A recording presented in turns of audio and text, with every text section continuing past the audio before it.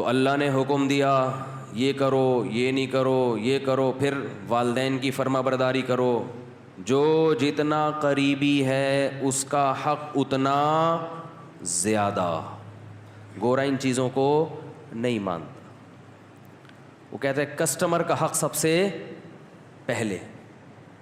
Air hostess کہتی ہے کہ جہاز میں جو پیسنجر بیٹھے ہوئے ہیں ان کا حق سب سے، بولو نا، پہلے. ان سے سب سے زیادہ اچھے اخلاق سے بات کرنی ہے. ایئر ہوسٹس کو کبھی گالی گلوچ میں دیکھا آپ نے؟ کیا ہو گیا؟ کبھی جہاز میں جا رہے ہو، آپ نے بٹن دبایا چائے دے دیں، وہ کیا کہ ایکسکیوز می چائے ختم ہو گئی، بس یہ کہے گی نا ابھی نہیں ہے، ابھی سیٹ بیلٹ باندھے ہیں، ابھی جہاز نیچے اتر رہا ہے، ابھی چائے پانی کا ٹائم ختم. تمیز سے بولے گی. آپ نے پھر کہا نہیں مجھے تو چائے چاہیے. پھر بولے گی بھائی دیکھیں ایکسکیوز می آپ سے ہم نے گزارش کی. پھر آپ نے کہا جی مجھے نسوار چاہیے، مجھے پان چاہیے، کچھ بھی کہہ دو، ایکسکیوز می کر کے پتلی گلی سے نکل جائے. یہ نہیں ہوگا تیری ایسی کی تیسی تو، اور اس کو نکالو، جہاز روکو، سائڈ پہ لگاؤ. جیسے بس میں ہوتا ہے نا، بسوں میں تو ہم نے دیکھا ہے، اور گڈی نو سائڈ تے لاؤ، بندے نو اٹھا، چلو یہ نکل باہر یہاں سے. اور بسوں میں تو بعض دفعہ کھائی میں بھی گرا دیتے ہیں، سنا ہے. ایئر ہوسٹس کے اخلاق سے ہمیں سیکھنا چاہیے کہ اخلاق انسان کے، بولو بھائی، کیسے ہوتے ہیں. اب جو ایئر ہوسٹس کے اخلاق ہیں، اللہ یہ کہتا ہے کہ ان اخلاق کو 3 سے ضرب دے کے ماں سے اس اسٹائل میں بات کیا کرو. بہت مشکل ہے سمجھانا. جب اپنی ماں سے بات کرو تو جس اسٹائل میں ایئر ہوسٹس تم سے بات کر رہی ہے نا، اس اسٹائل کو 3 گنا، بولو، بڑھا دو. اس میں 3 چمچ چینی کے اور ڈال دو. جتنی شکر اس نے اپنی زبان میں ڈالی ہے آپ سے بات کرنے کے لیے، اس شکر میں 3 چمچ اور ملا دو. ہو رہا ہے اس پہ عمل؟ بولو نا بھائی. رسول اللہ صلی اللہ علیہ وسلم سے صحابی نے پوچھا یا رسول اللہ من احق الناس بحسن خلقی. تو یہاں بھی دیکھو حسن کا لفظ ہے، احسان سے نکلا ہے یہ، بلکہ احسان حسن سے نکلا ہے. تو صحابی یہاں یہ نہیں پوچھ رہے کہ یا رسول اللہ میرے اچھے اخلاق کا سب سے زیادہ مستحق کون ہے، یہ سوال نہیں ہے. یا میں کس سے ٹھیک طریقے سے بات کروں، ٹھیک کا لفظ بھی نہیں ہے، گڈ کا لفظ بھی نہیں ہے. یار ایک مجھے بات بتاؤ، ایک کوئی مفتی صاحب کے پاس آئے، مسئلہ پوچھے، مفتی صاحب میں نے سنا ہے کہ اللہ نے حکم دیا کہ لوگوں سے صحیح بات کیا کرو، بدتمیزی سے پیش نہیں آیا کرو، تو میں ٹھیک طریقے سے بات کس سے کیا کروں، سب سے پہلے کس سے؟ تو ہم بتا دیں گے بھائی سب سے پہلے ماں ہے، پھر باپ ہے، پھر باقی لوگ ہیں، یہی بتائیں گے نا. ہمارا اسٹائل کیا ہوگا؟ یہ ہوگا. لیکن صحابی نے یہ سوال نہیں پوچھا کہ میں ٹھیک طریقے سے کس سے بات کیا کروں، سب سے پہلے اس کا مستحق کون ہے. نا نا نا، انہوں نے یہ بھی نہیں پوچھا یا رسول اللہ بہتر طریقے سے میں کس سے بات کیا کروں، اس میں سب سے زیادہ مستحق کون ہے، کس کا رائٹ ہے سب سے زیادہ کہ میں اس سے بہتر انداز میں بات کروں. نا نا نا نا نا نا نا، آپ نے فرمایا من احق الناس بحسنی، حسن کا لفظ، میرے اخلاق میں جو ایکسیلنسی پیدا ہوگی اس ایکسیلنسی کا سب سے زیادہ مستحق کون ہے. بات آ رہی ہے سمجھ میں کہ نہیں آ رہی ہے؟ یعنی آج کے زمانے میں جو اسٹائل ایئر ہوسٹس کا ہوتا ہے شاید ہم اس کو ایکسیلنٹ کہہ سکتے ہیں اس کو، شاید، کیونکہ اس سے اچھے اخلاق کی کم از کم مجھے تو مارکیٹ میں کوئی مثال اب تک، ہم نے بسوں میں بھی سفر کیا ہے، ٹرینوں میں بھی سفر کیا ہے، اور اللہ بھلا کرے جہازوں میں بھی کیا ہے، گاڑیوں میں بھی کیا ہے، کار میں بھی کیا ہے، ہر طرح سے کشتیوں میں بھی کیا ہے. تو جو عملہ سب سے اچھا اخلاق والا ہمیں ملتا ہے وہ کہاں ملتا ہے؟ بولو نا، جہاز میں. اور سب سے زیادہ بدتمیز عملہ کہاں ملتا ہے؟ بسوں میں. پیشاب کے لیے گاڑی رکوا لو، پیشاب رک جاتا ہے آدمی کا ٹینشن سے، وہ اتنی ہارن بجا رہا تھا، پاؤں پاؤں بجا رہا ہوتا، بیٹھ بھائی. نماز کے لیے رکوا لو، سب ایک جیسے نہیں ہوتے.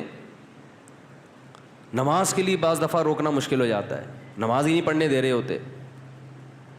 تو پھر اپنی عزت اسی میں ہے کہ آپ ڈرائیور سے تمیز سے بات کریں. W11 میں سفر کرو, کنڈکٹر کو دیکھا ایکسکیوز می پلیز تھوڑا سا کرایہ دے دیں آپ. کبھی دیکھا آپ نے کنڈکٹر کو W11 میں؟ ہے بھائی, گھسیڑتا رہے گا بندے.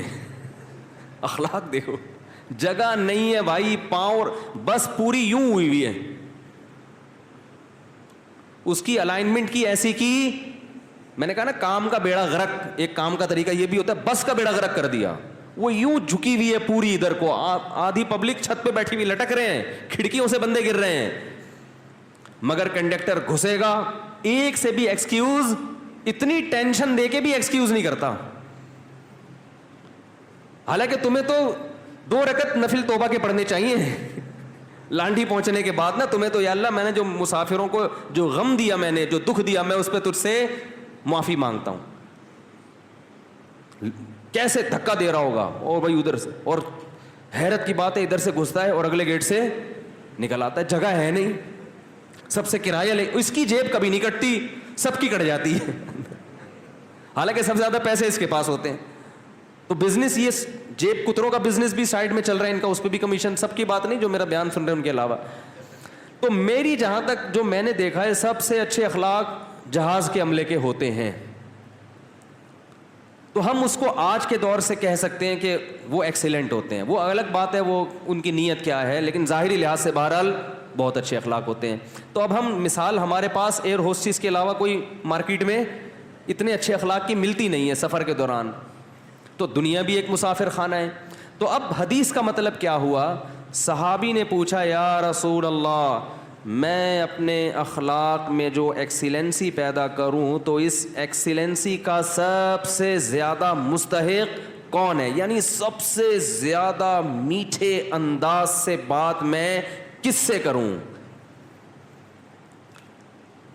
آپ یوں بھی کہہ سکتے ہیں آج کی زبان میں, جب میں بات کسی سے کروں تو اس میں شکر گھولوں میں, تو سب سے زیادہ چینی اور سب سے زیادہ شکر کس سے بات کرتے ہوئے اپنے کلام میں گھولوں. بات آ رہی ہے سمجھ میں؟ آپ صلی اللہ علیہ وسلم نے فرمایا امک, پوری کائنات میں سب سے میٹھے انداز سے اگر تم نے بات کرنی ہے تو سب سے زیادہ رائٹ یہ کس کا ہے, تمہاری, بولو نا, ماں کا.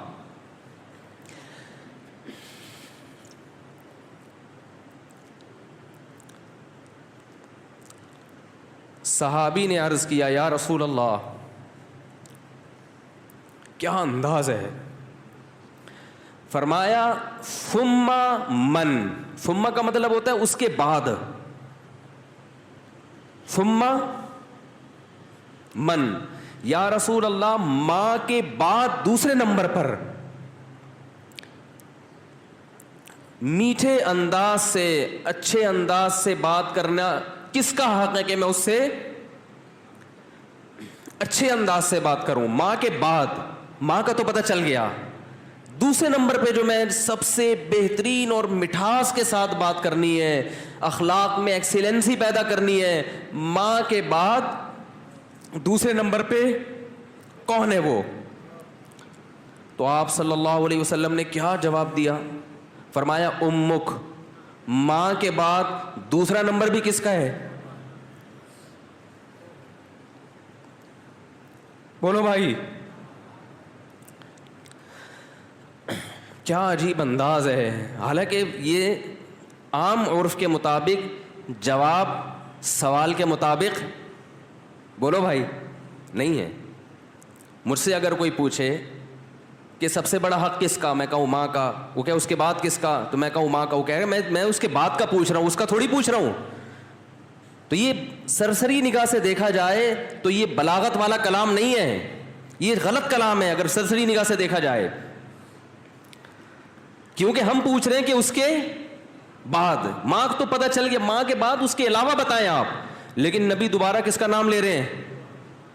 یہ سرسری نظر میں یہ کلام بلیغ نہیں ہے, لیکن حقیقت میں یہ بلاغت کے اعلیٰ معیار پہ پہنچا ہوا کلام ہے. کیونکہ بات کو دل میں اتارنے کا اس سے بہتر طریقہ نہیں ہو سکتا تھا کہ ماں کے بعد دوسرا نمبر بھی کس کا ہے؟ ماں کا. اس کا مطلب کیا ہے کہ ماں کے بعد اگر تم یہ سمجھتے ہو کہ کسی سے بہت ہی میٹھے انداز میں بات کرنی ہے تو یہ حق دوبارہ ماں کو دے دو. دوبارہ کس کو دے دو؟ صحابی نے پھر پوچھا یا رسول اللہ ثم من. دیکھو صحابی کا انداز بھی کیا ہے, وہ چونکہ ان کو یہ تھا کہ مجھے ماں کے علاوہ اب چاہیے کہ کون ہے, اور نبی نے دوبارہ کس کا نام لے لیا؟ ماں کا. لہذا صحابی نے پھر اپنے سوال کو ریپیٹ کیا کیونکہ وہ یہ سمجھتے تھے کہ مجھے میرے سوال کا جواب نہیں ملا. تو انہوں نے تیسری دفعہ پوچھا یا رسول اللہ ثم من. یا رسول اللہ تیسرے نمبر پہ کون ہے؟ تو آپ صلی اللہ علیہ وسلم نے فرمایا امک. تیسرے پہ بھی کون ہے؟ بولو بھائی. یہ ہیں ویمن رائٹس. یہ کیا ہیں؟ یہ جو بے شرم لوگ حقوق نسواں اور عورتوں کے حقوق کے نام پہ الو بنا رہے ہیں نا, ان کی باتوں میں مت آیا کرو. ان کا مقصد صرف عورت کو کپڑوں سے آزاد کرنا ہے اور مرد کی دسترس سے آزاد کر کے مرد کے مقابلے میں لا کے مرد کا دشمن بنانا, تاکہ مرد عورت سے محبت کرنا چھوڑ دے, اس کا حق دینا چھوڑ دے. تمہیں اسلام نے عورت کے جو حقوق بیان کیے ہیں اس کے بعد ہمیں کسی اور سے عورت کے حقوق کو سمجھنے کی ضرورت نہیں ہے. ہمیں کسی لبرل سے, کسی حکومت سے, کسی ویمن رائٹ سے, کسی سے ہمیں سمجھنے کی ضرورت نہیں ہے. ہمیں اسلام نے بتا دیا ہے کہ ماں کے روپ میں عورت کا کیا حق ہے, بیوی کے روپ میں عورت کا کیا حق ہے, کہ بیٹی کے روپ میں عورت کا کیا حق ہے, بہن کے روپ میں عورت کا کیا حق ہے. اور یہ جو لبرل لوگ ہیں یہ صرف گرل فرینڈ کے حقوق جانتے ہیں, گرل فرینڈ سسٹم معاشرے میں لانا چاہتے ہیں, تمہیں درندہ بنانا چاہتے ہیں, تمہیں زانی بنانا چاہتے ہیں, تمہیں بدکار بنانا چاہتے ہیں. ان کا کوئی فیملی سسٹم نہیں ہے. جو قوم نکاح کی قائل نہ ہو ان کے ہاں ماں بہن بیٹیاں ہوتی ہیں. ماں بہن بیٹی, بھابھی, چچی, خالہ, ممانی, مامی, پھپھی, یہ رشتے تو شادی بیاہ کے نتیجے میں وجود میں آتے ہیں. اولاد ہوتی ہے تو یہ رشتے وجود میں آتے ہیں. پھر ان رشتوں کا پاس رکھنے کا حکم دیا گیا ہے. جن قوموں میں ہاں رشتے ہی نہیں ہے تم ان سے سیکھ رہے ہو کہ عورت کے حقوق ہمیں بتاؤ. تو آپ صلی اللہ علیہ وسلم نے کیا فرمایا؟ تیسرے نمبر پہ کس کا حق ہے؟ بولو بھائی. ماں کا. پھر صحابی نے پوچھا ثم من. اس کے صحابی بھی پوچھتے جا رہے ہیں, دیکھو رک نہیں رہے, کیونکہ ان کے سوال کا جواب مل نہیں رہا کہ یا رسول اللہ آپ ماں کا تذکرہ ختم کریں گے تو پتہ چلے گا کہ ماں کے بعد کس کا حق ہے. تو آپ صلی اللہ علیہ وسلم نے ارشاد فرمایا ثم ابوک. چوتھے نمبر پہ کون ہے؟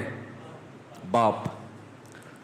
پوری کائنات میں اگر آپ کسی سے نرم انداز سے بات کرتے ہیں, میٹھے لب و لہجے میں بات کرتے ہیں, بہت سے لوگ ہیں جن سے آپ بہت نرم انداز میں بات کرتے ہیں. اپنے باس سے آپ سر سر کہہ کے بات کرتے ہیں کہ نہیں کرتے؟ کبھی آپ نے دیکھا کہ اس نے تھوڑا سا سختی کی ہو, آپ نے آنکھیں ماتھے پہ رکھ لی ہوں؟ کبھی دیکھا آپ نے؟ ہے بھائی.